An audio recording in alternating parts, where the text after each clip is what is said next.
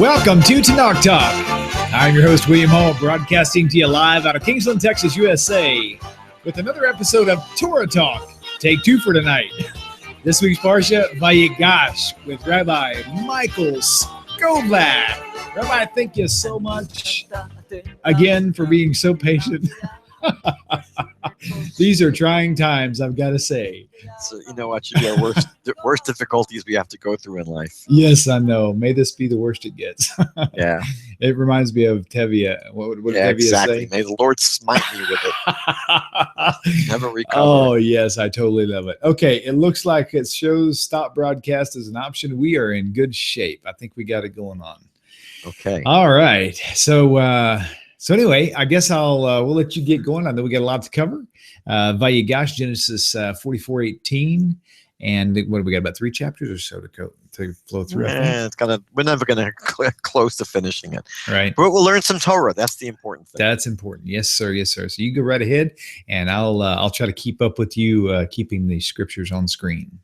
So just to recap what happened in the previous Parsha Miketz, we know that Joseph had been thrown into prison, and Pharaoh has his disturbing dreams. He has the skinny cows that are consuming and eating up the heavy, big, large cows, and the tiny, scrawny ears of corn are consuming the big, healthy, vibrant ears of corn, and no one can interpret the dreams. And the Pharaoh hears as a young Hebrew slave in prison that is good at interpreting dreams, so he has Joseph interpret the dreams, and Joseph says, yeah, it's going to be basically forecasting 7 years of plenty, but they're going to be followed by 7 years of famine.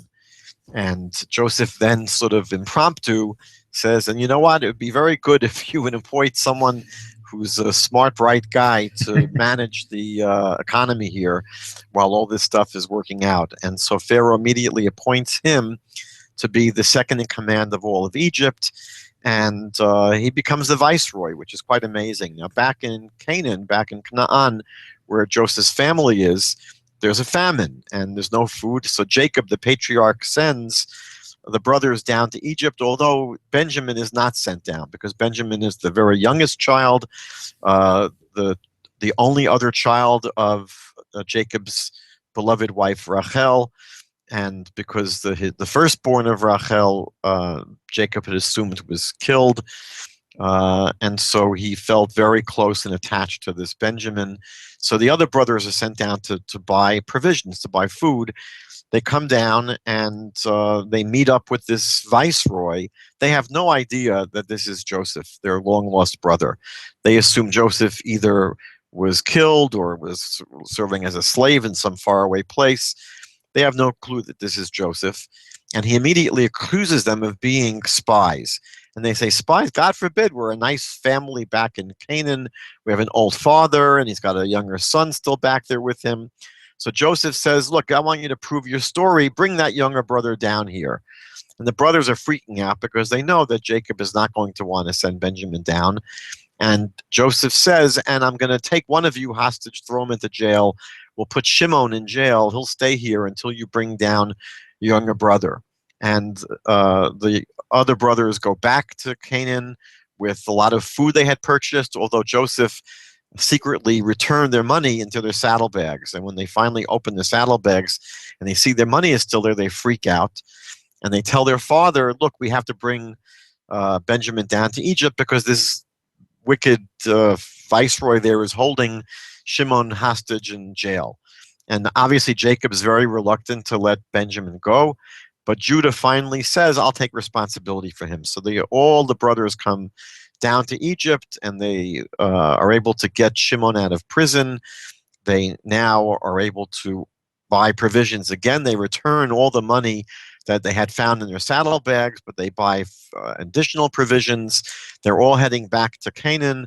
But Joseph has his assistant stash his silver goblet into the saddlebag of Benjamin, and the assistant then goes chasing after the brothers and accuses them of all being thieves, that, you guys are thieves. And they say, what are you talking about? And he has them open up their saddlebags, and they find in the saddlebag of Benjamin is the silver goblet of the viceroy. And so they're coming back to Egypt, and the brothers are despondent. They're depressed. They say, Judah says we're going to have to all become slaves now. And Joseph says to them, no, you don't have to all be slaves. That would be terrible. That's not right. But the one who stole the goblet, he's going to have to be a slave. So he says, Benjamin's going to stay here as a slave. The rest of you can go back to your father's house. That's how the story ends last week. And this week begins with Judah coming to speak with this viceroy, to plead with him to allow Benjamin to go. He basically says that he recapitulates the whole story.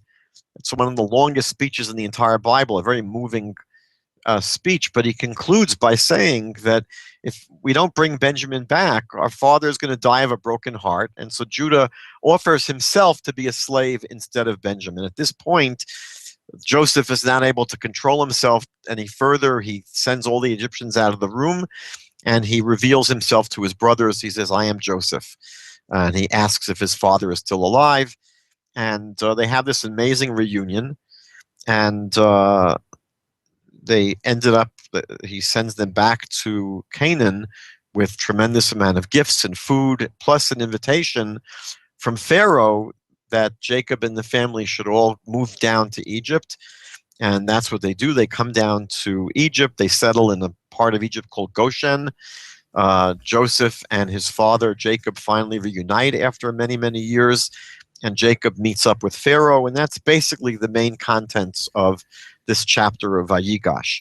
So I want to spend the first little while just thinking about the first verse and even the first word. So it begins chapter 44, verse 18. Then Judah approached him being the viceroy Joseph, and says, if you please, my master, may your servant speak a word in my master's ear, and let not your anger flare up at your servant, for you are like Pharaoh. Now, when you first read this, he seems to be very obsequious. He's really, throwing himself really in a very subordinate position. He refers to himself as your servant. He speaks twice. He says, he refers to the viceroy as my master. He pleads, let me speak a word in your ear. You're just as, should not get angry because you're as great as Pharaoh. He really laying it on thick, really. But what's strange is that Rashi, who's the premier Bible commentary in Jewish Bible commentaries, who wrote about 1,000 years ago in France, he says that Judah here, that Yehuda spoke very harshly to Joseph. Now, it's hard to understand why you get the impression that Yehuda is speaking harshly when he seems to be very, very much, really speaking almost like someone that's cowering in subordination of this ruler. So the commentaries to Rashi point out that the tip-off might be that he says to Joseph, let not your anger flare up. And so the assumption is that he was saying something and saying it in a way that would probably provoke Joseph to get very angry. And that's probably why there's an assumption here that Yehuda spoke very harshly to Joseph. The problem is, though, and what's very difficult to understand about this, is that just 2 verses earlier, if you go to the very end of Miketz, you see that Yehuda was not at all, it didn't look like he was in a mood to speak harshly to this fellow at all. He says in chapter 44, verse 16, what can we say to my master? How can we speak? How can we justify ourselves? They had just found they caught Benjamin having the silver goblet, and Yehuda basically wants to throw in the towel and give up and say, look, we're all going to be your slaves. And so the thing is, how could you say that just 2 verses later, Judah is speaking very harshly to Joseph, where here, at the end of Miketz, he's basically groveling in front of him and saying, look, we have nothing to say, we're finished. So the great Bible commentary, the Alshich, explains that really initially what Judah and probably all the brothers had assumed, because you have to realize there's been very weird things happening. As soon as they came down to Egypt, it's been one mess. They're accused of being spies, and then one of the brothers is thrown into prison, and then they have to go back to Canaan and bring back their younger brother, which is going to make their father very upset. And they finally bring back Benjamin, and they are able to release Shimon from prison, and they're going back to to Canaan. And yet now they are finding that Benjamin has this planted goblet in his saddlebag, and now they're all going to be thrown into prison. So the Alshich suggests that probably Judah and the brothers by this point, what's been sort of percolating in their mind is they're wondering, what is going on here?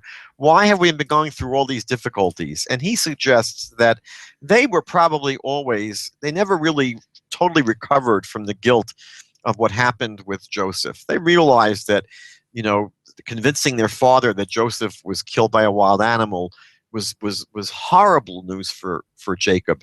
And they probably did feel guilty of throwing him into a pit and then having him sold. And it didn't sit well with them. And now they're probably realizing, you know what, we're going through all of these terrible situations now since we came down to Egypt. It must be payback. This must be some kind of a payback for what we did years earlier to Joseph. And that's why they say, we'll all be your slaves. But when Joseph says to them, no, that wouldn't be right for you all to be the slaves. Only the one that took the goblet should be my slave. So he says, no, only Benjamin's going to be the slave, and you all can go back to your father. But they say to themselves now, Benjamin, he had nothing to do with the sale of Joseph. So they realize now that all of these difficulties had nothing to do with the sale of Joseph. They realize, you know what? All this is about is this arrogant, mean viceroy from Egypt who's railroading our younger brother and accusing him falsely of theft. And so now Judah springs into action, and he basically goes right for the throat of Joseph, and he speaks very harshly to him, and he says, this isn't right. And that's why he's able to go into this incredibly strong, passionate plea to have Benjamin released. Now, one of the questions that sort of looms in the background here is, why is all this focusing around Judah? I mean, there are other brothers, and why are they just in the background and not saying anything? So why is it Judah who's really at the forefront here? So there is an incredible commentary by the Vilna Gaon, Rabbi Elijah of Vilna, who lived about 300 years ago, and he says that we can get a little bit of a clue about this from the musical cantillation, the musical notes that accompany the text of the Torah. When you hear the Torah being read in a synagogue, it's not just read like you're reading words out of a book. It's actually, there are musical notes that accompany each word, and it's actually chanted, it's sung. The person who's reading the Torah in the synagogue has to do a tremendous amount of preparation, because if you look in a Torah scroll, there are no punctuation, there are no vowel sounds, and there are no musical notes. You have to basically memorize this from a printed Bible during the week before Shabbat. But if you look at a printed Bible, printed Torah, it doesn't only have the vowel sounds for each word, but it also has the musical notes. And these musical notes have names. So the Vilna Gaon says that if you look at the first 6 words in this Parsha, Vayigash Yehuda Vayomer Bi Adoni, that Judah approached him and said, please, my master. If you look at the musical notes to those words, it gives you a clue as to what's going on here with Judah. These musical notes have names. And so the musical notes in this verse go according to the following order. The first one is called Kadma, actually 2 notes here, Kadma Va'azla. Kadma Va'azla, actually Aramaic for proceed and go ahead. So the first 2 notes, the names of those notes are proceed and go ahead. The next note is Revi'i. Revi'i means 4th. The next note is Zarka, which means to throw or cast. The next note is called Munach, which means to rest. And the final note here is Segol, which means a treasure. And the Vilna Gaon says if you take these musical notes and you sort of string along the names of these notes, they give you an understanding of why Yehuda is playing the main role here. Again, just to repeat, the notes are Kadma va'azla, Revi'i, Zar, Kamunach, and Segol, which mean proceed and go ahead, fourth, throw, rest, and treasure. And the way he understands it is that it's asking the question, why is it that the fourth brother is the one that's pleading in front of Joseph? Yehuda was the fourth brother. Maybe the first brother should have been the spokesperson, Ruvain, right? Ruvain doesn't say a word. Shimon doesn't say a word. Levi doesn't say a word. And we know that Shimon and Levi are not shy. They're two people who got together and wiped out, right, the whole city of Shechem. Right. So why is it that the fourth brother is proceeding and going ahead? Meaning, why is it the fourth brother is jumping ahead of the other three brothers and playing the lead role here? And the answer that the musical cantillation gives, it's because he threw away the treasured rest. We know that when the brothers wanted to bring Benjamin down to Egypt, Jacob said, no way, it's not going to happen. And what Judah says in chapter 43, verse 9, he says that if I don't bring back Benjamin, I will have sinned unto you forever. He says to his father, I will have sinned unto you forever, which the Vilna Gaon implies that he's going to be basically giving up his share in the world to come. What else is forever? And so he says that the musical notes tell you here, why is it that the fourth son went ahead and preceded the others? It's because he was willing to throw away his eternal rest, the treasure of his eternal rest. He was willing to give up his share in the world to come. And that's why Yehuda really plays the dominant role in this story. Now, his words are very powerful. We saw that he says in chapter 44, verse 34, how can I, at the end of his speech, right, how can I go up to my father if the lad is not with me, lest I see the evil that will befall my father? He's really throwing this pain of his father into the face of this viceroy of Egypt. And what's interesting is that after this whole speech by Yehuda, we know that Joseph finally, he collapses. He's not able to control himself anymore. Joseph was the paragon of control. He was totally in control the entire time he was in Egypt. He knew exactly what he was doing. Here he was being hit on by Mrs. Potiphar so many times. She wanted to seduce him, and he was in total control. Most young teenage men or young men would not have, lasted that long with her, begging him to sleep with her. And he is someone that's in total control. And yet here, after the speech of Yehuda, he breaks down and he finally reveals himself to his brothers. It's interesting that many of the commentaries suggest that he didn't want to reveal himself yet. He still wanted to carry on this charade a little bit longer. So the question is, what was it about Yehuda that caused Joseph to really just collapse in terms of not being able to control himself anymore?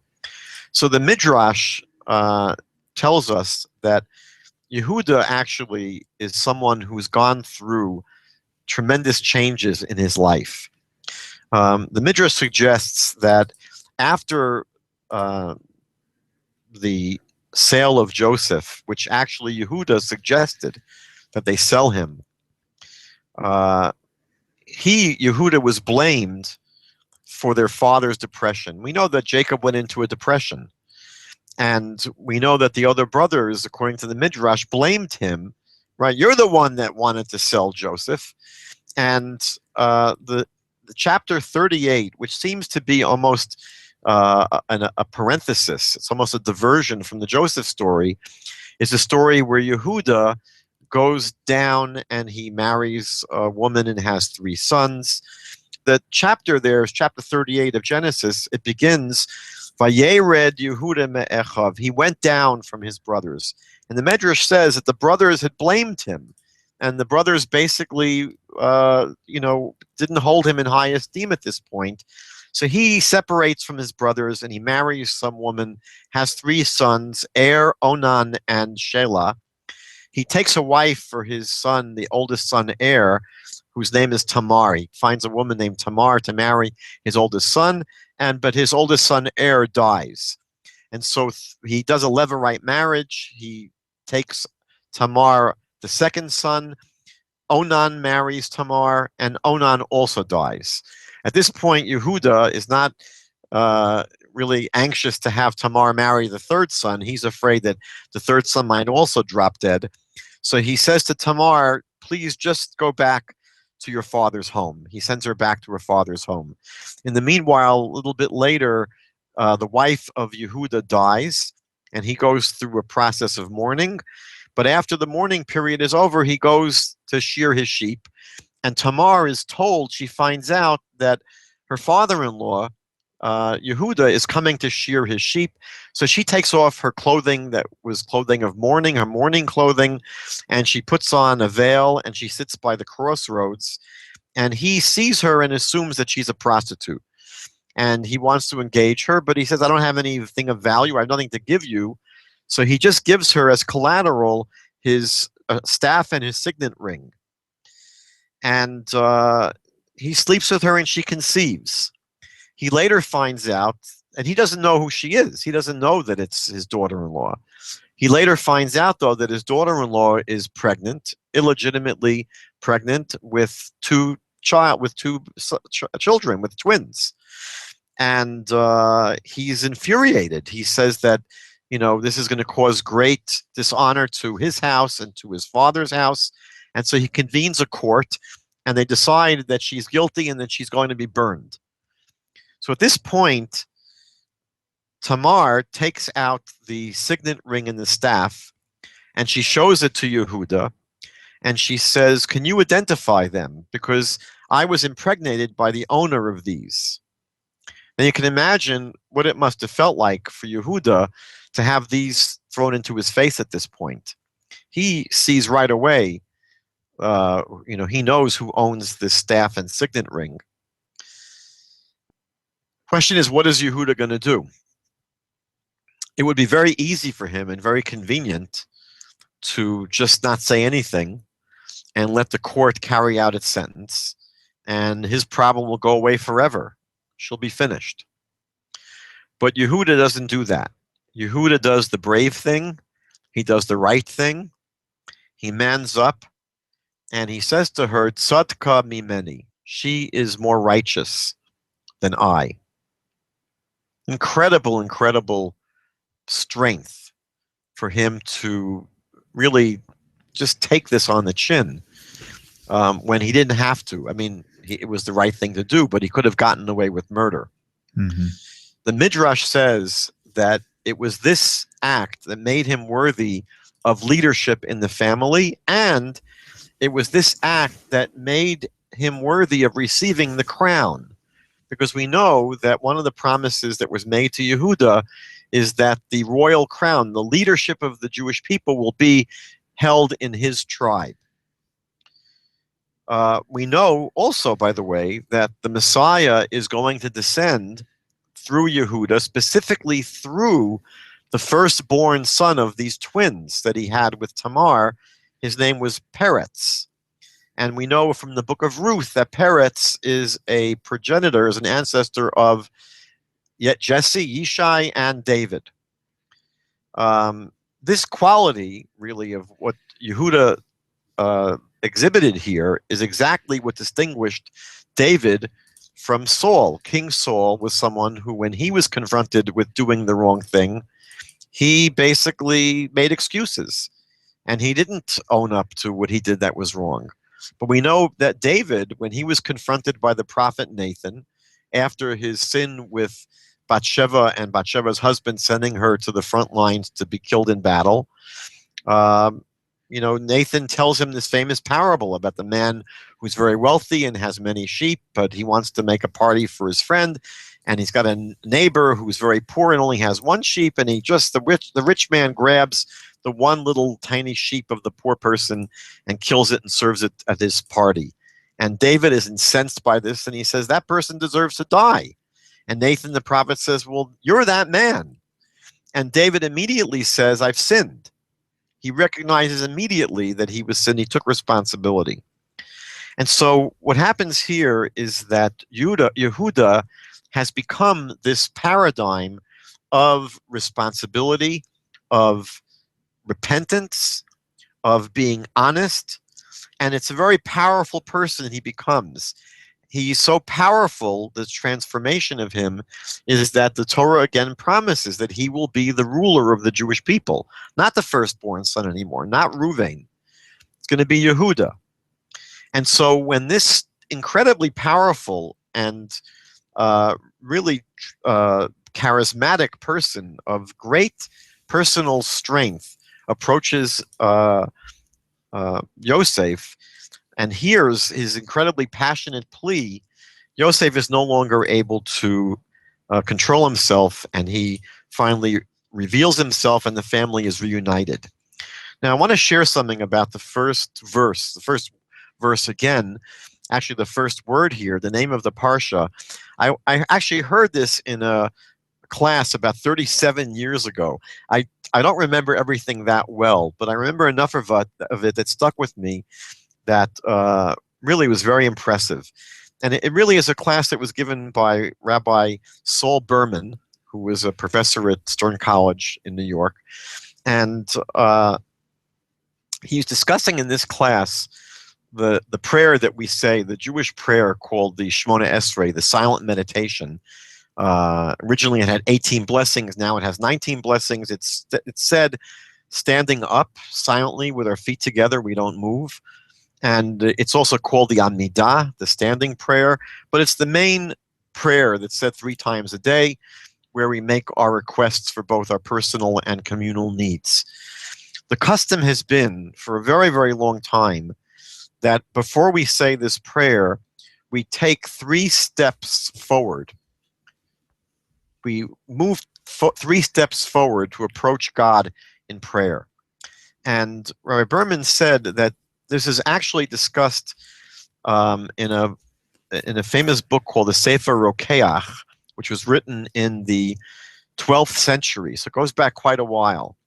And the Rokeach says that the reason we take these 3 steps before we pray is that these 3 steps correspond to the 3 times the word Vayigash appears in the Bible in the context of prayer.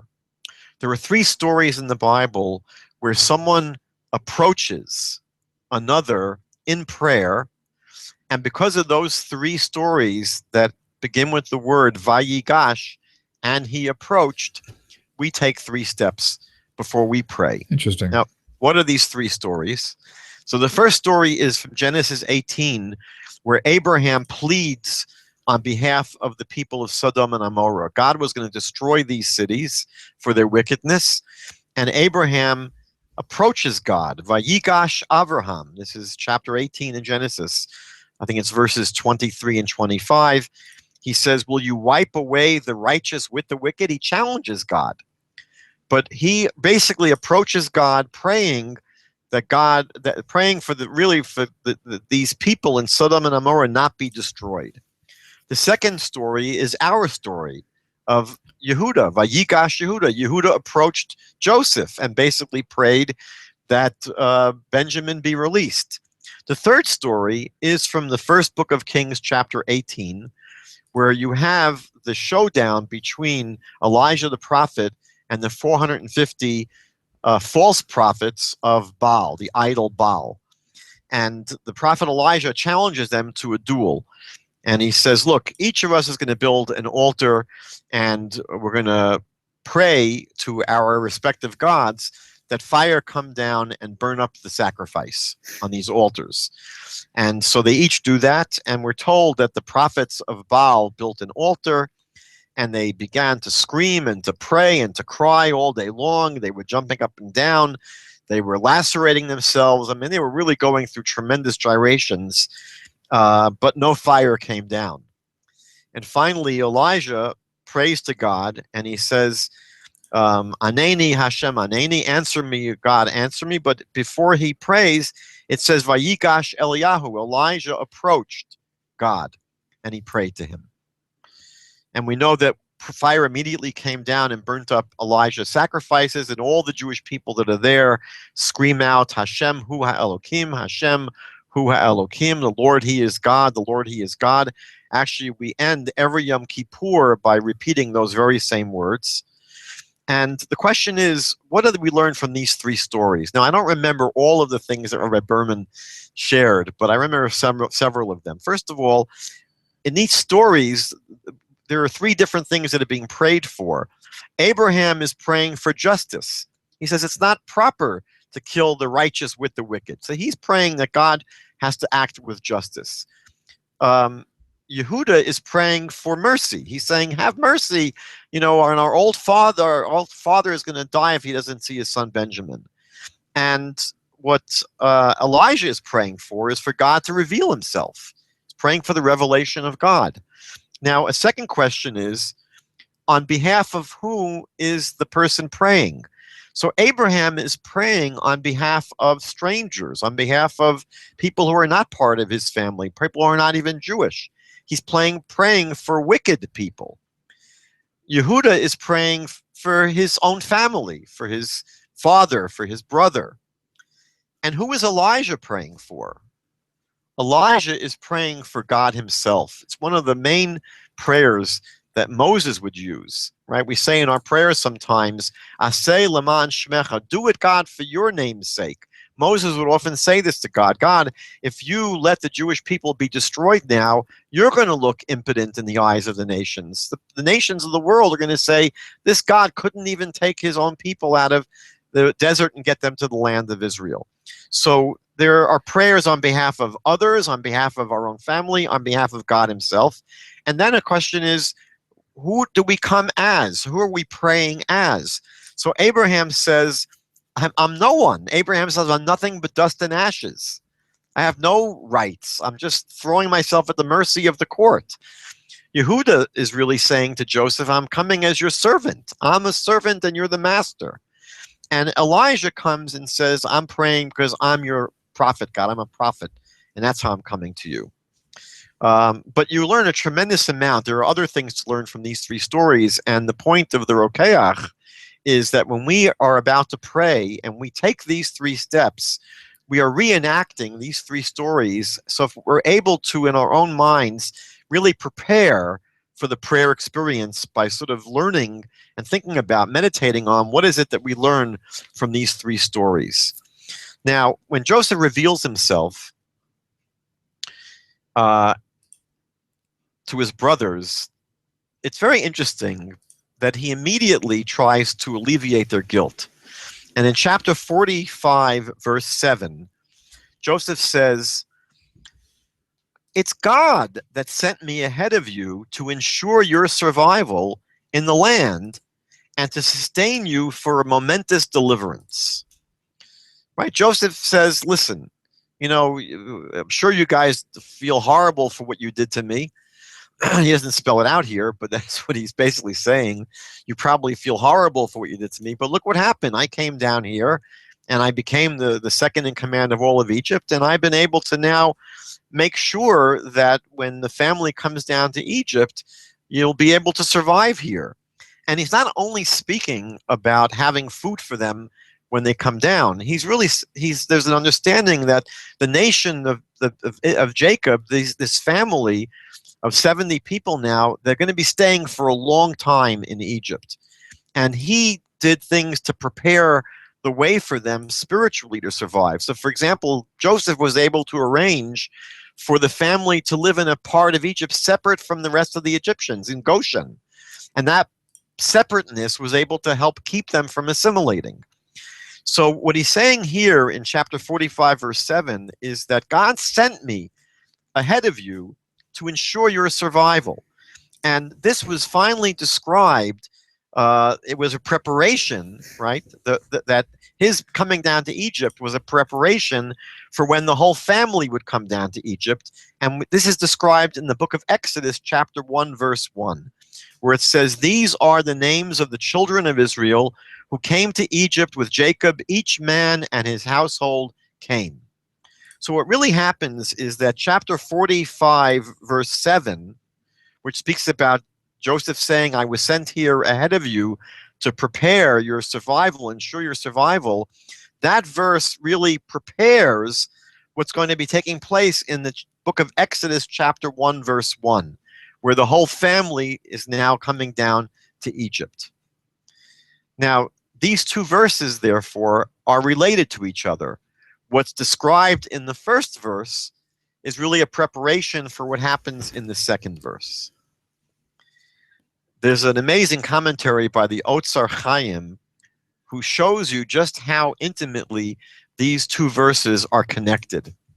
He says, we know that every letter in the Hebrew alphabet has a numerical equivalent. So you're able to take by, adding up the numerical value of the Hebrew letters in a verse, you can find the numerical value of the entire verse. So again, in the Hebrew alphabet, the first letter is 1, the second letter is 2. It goes from 1 to 10, the first 10 letters, and then the next letter after 10 becomes 20, and then 30, and then 40, and 50, and then finally after 90 comes 100, then 200, and 300, and 400. So each letter of the Hebrew alphabet is corresponding to these numbers between 1 and 400. And you can take, by making this substitution, you can get the numerical value of not just each letter, but each word, and then you can take all the words in the verse together, and that gives you the numerical value of the whole verse. But the Otzar Chaim says if you add up the numerical value of both of these verses, chapter 45, verse 7, and Exodus chapter 1, verse 1, they come out to the exact same numerical value, which is 3,161. So it's amazing that these two verses, where they really describe two sides of the same coin. One verse describes the preparation and one verse describes the fulfillment. If you take the numerical value of each verse, they come out to exactly the same. Now, what's interesting is that Joseph harps on this idea, because he says it actually back in chapter 45, verse 5. Joseph reveals himself to his brothers and says, "Don't be distressed that you sold me here, because it was to be a provider that God sent me ahead of you." That was in 45, verse 5. And then we saw in 45, verse 7, he said, "God had sent me ahead of you to ensure your survival in the land and to sustain you for a momentous deliverance." And then in verse 45, verse 8, he says it a third time, "It was not you who sent me here, but God." And then in chapter 50 of Genesis, verses 19 and 20, he says the same thing. He says to the brothers, "Fear not, for am I in the place of God? And as for you, you meant evil against me, but God meant it for good, to bring to pass as it is this day, to save the lives of many people." So he's 4 times, Joseph is repeating this idea to the brothers. Look, whatever your intentions were, however evil they were, it turned out for the best, because I was able to make sure that our family would survive. The question, though, that arises is, do we excuse an immoral act because it brought about something positive? That's what Joseph seems to be saying. Don't worry. Don't be feeling guilty, because it all turned out for the best. Is that what we believe, that the ends justify the means? Shouldn't Joseph really have condemned the brothers for their evil act, even though it indirectly brought benefit to the family? So it seems, though, that this is the style of Joseph. One of the most difficult things to understand is, why was it that for all those years Joseph never tells his father back in Canaan that he's still alive? He could have sent messengers to his father. You know what? Joseph's not dead. He's still alive. And during all those years, he never goes to visit his father. And then at the end, he even kidnaps Benjamin as a way of getting his father to come down to Egypt. And it's very difficult to understand how was he behaving like this? How was he so cruel to his own father? Nachmanides, the Ramban, suggests that Joseph was driven by the dreams he had earlier in his life. He had these dreams that, the sun and the moon and the stars will come and bow down to him. And he understood this was not just referring to his brothers who would come bow down to him, which they did already, but he assumed it was referring to his father as well. And he thought that this dream was a prophetic dream that had to come true. And so, according to Nachmanides, he was doing everything he could to maneuver the family so that they would actually behave as these dreams predicted. So what you see is that Joseph, his own personal style is that whatever it takes to fulfill these dreams, he's going to do it, whether it's moral or immoral, whether it's right or wrong. He's driven by a vision. Now, the Torah's attitude is not like that. The Torah seems to teach that we have to do the right thing, and we just let God take care of how history is going to come out. It's interesting that the Talmud in Tractate Brachot 10a chastises Chizkiyahu. Hezekiah didn't have children. He didn't engage in trying to have children because he was revealed to him in a prophecy. It was revealed to him in a prophecy that his children would come out to be evil. He would have wicked children. So he said to himself, if that's the case, I'm not going to have children. And the Talmud says, no, that's none of your business. You have to do the right thing. If the first commandment in the Torah is to engage in trying to have children, that's your job.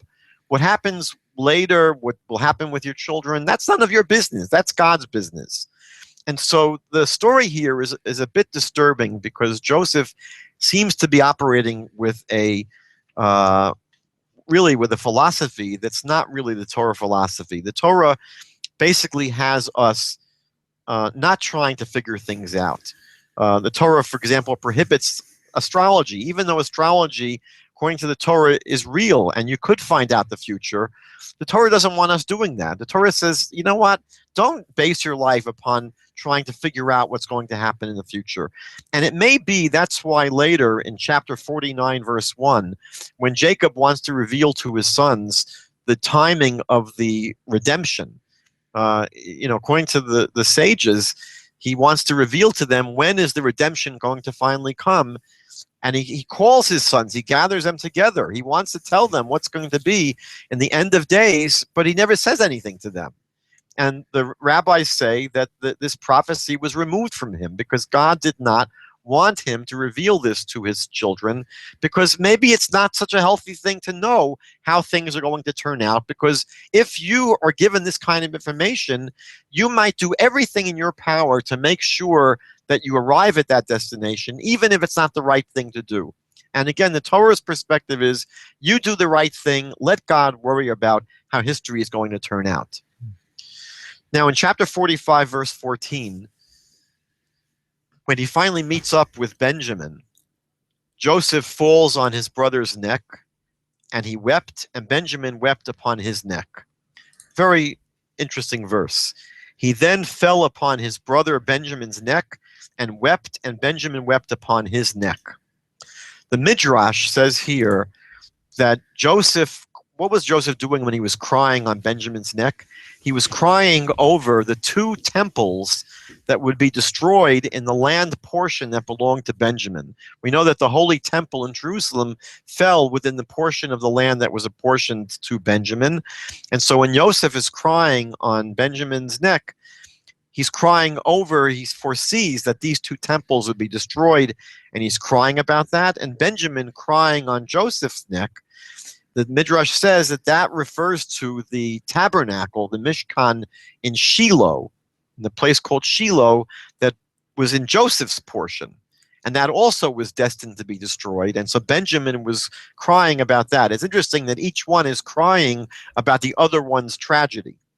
Now, Rabbi Aryeh Kaplan, in his translation of the Bible, he translates the word here as shoulder, that Joseph fell on his brother's shoulder, which makes more sense. You don't usually fall on someone's neck, right? When 2 people embrace, you fall on each other's shoulder. But literally, the word in Hebrew, tsavar, here means neck. So literally, it does mean neck.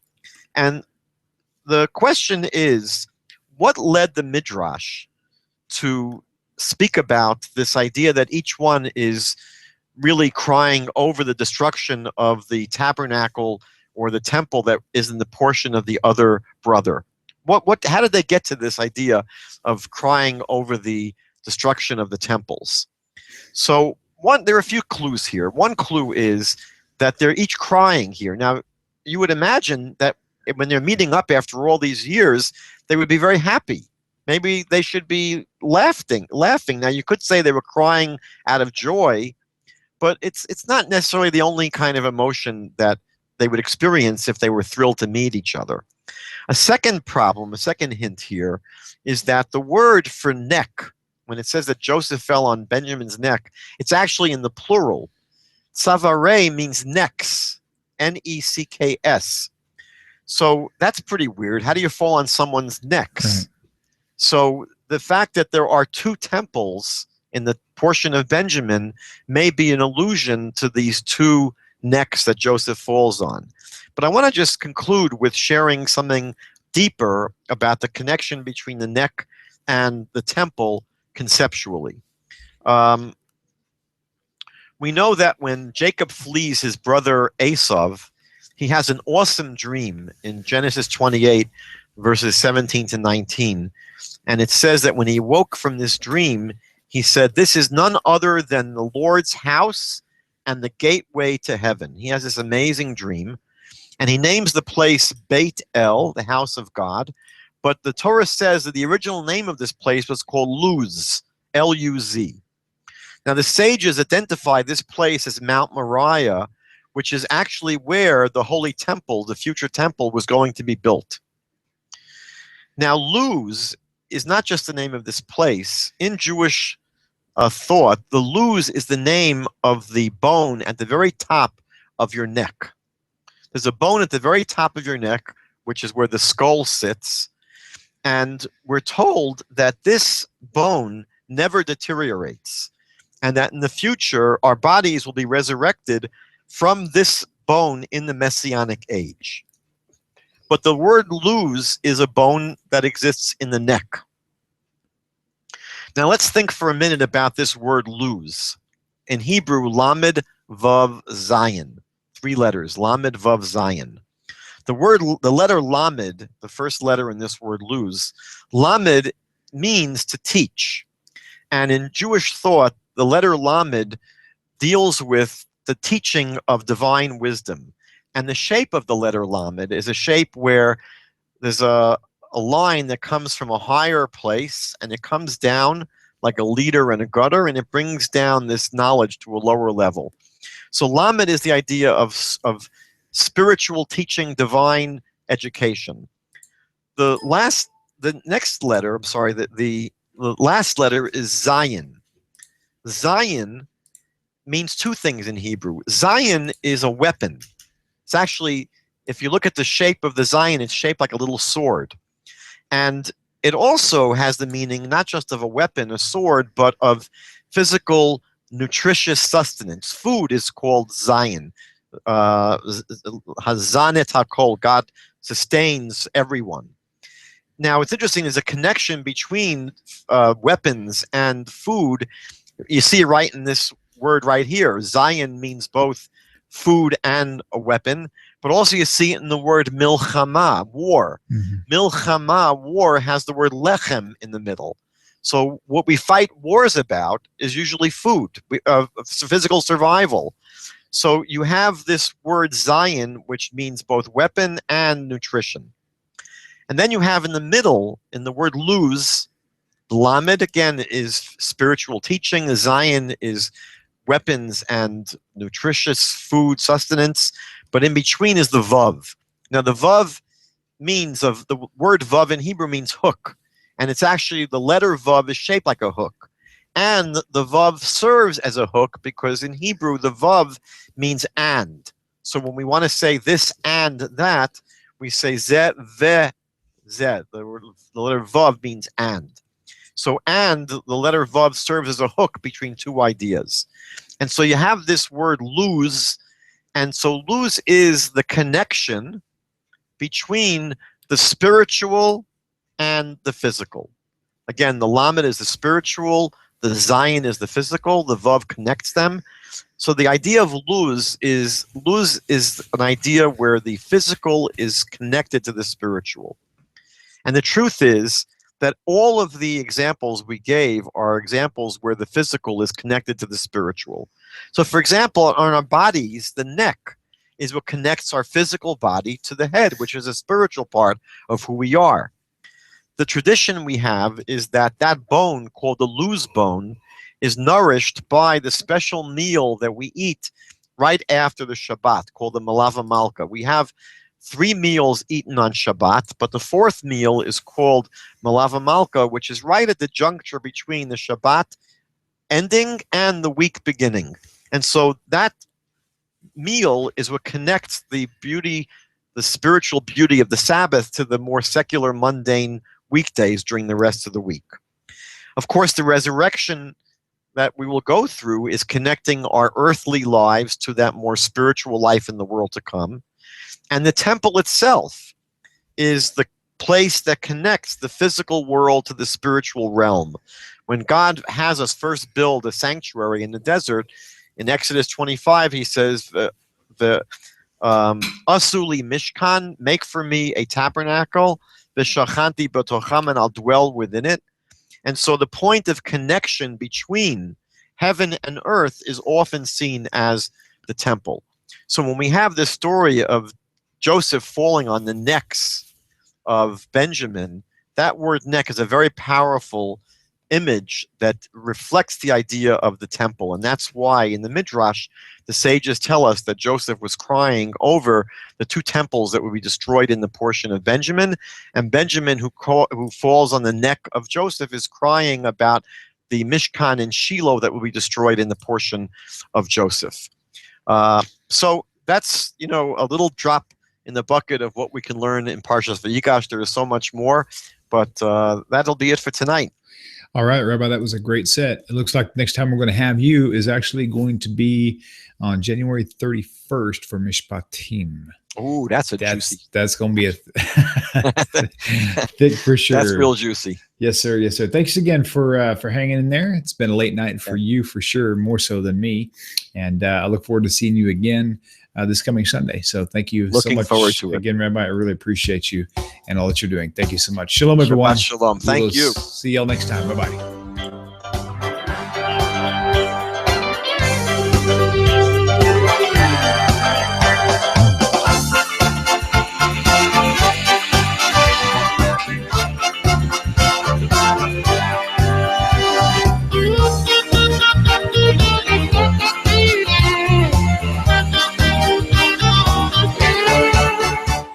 אני אתה, אתם תמיד